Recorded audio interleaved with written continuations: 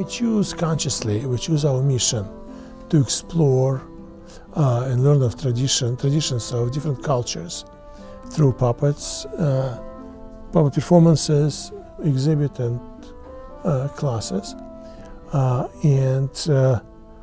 When we choose material, cultural, ethnic material for our following productions, of course, first consideration is what other community within Detroit we can go to find help, support, consulting, guidance to help us to dive into that tradition and bring out the story.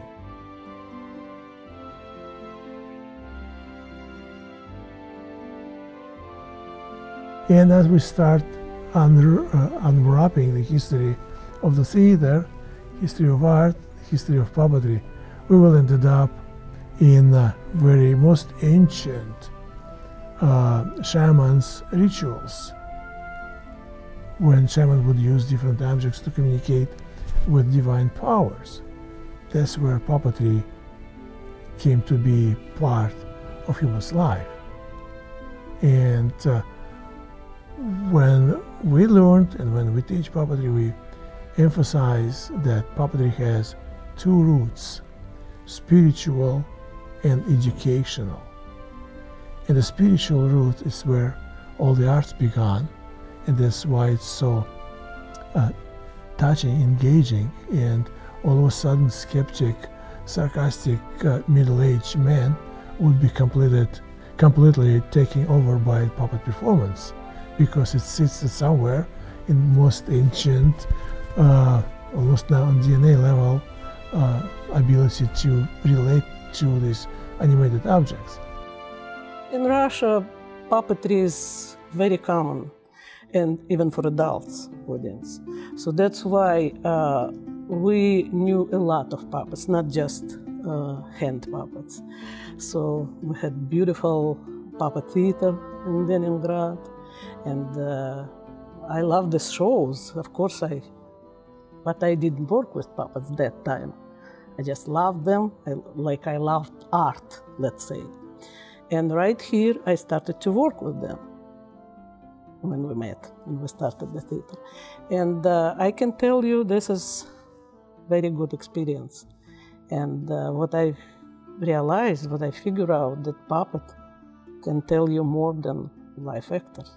Puppets, they are not pretending like actors. You know what I mean?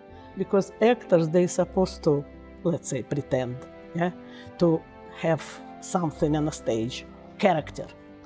But puppets, they're not supposed to. The puppets already created somebody. And sometimes I know that puppet can tell you more than actor. We see today, I can put it this way, puppetry became a victim of its own success and power. Because until early 20th century, puppetry was quite adult genre. On the edges, even what we can call today X-rated, or politically incorrect, as in the history. It was persecuted by church, by the government, by the emperors, and in other period of times, they were supported and exploited by churches and governors. So the puppetry has quite interesting history.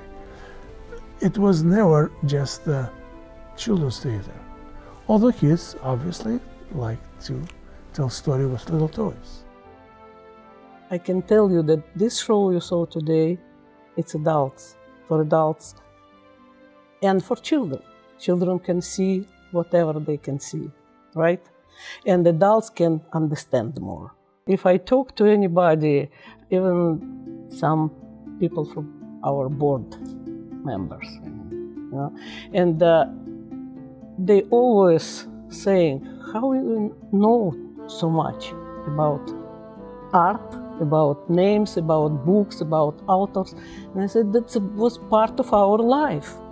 There is always lesson, but for us, it is more interesting to find a way do not patronize providing or imposing the lesson.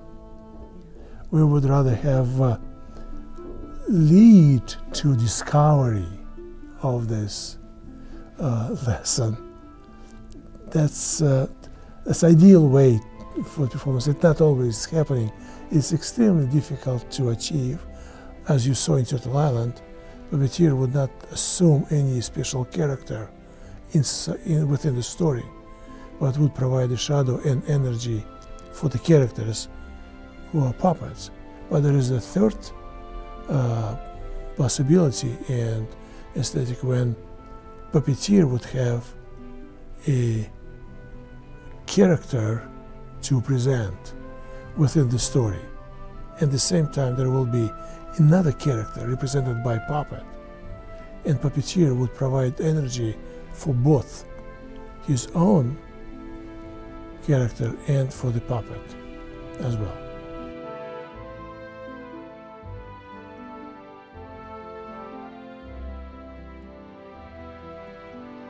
We all were born as puppeteers.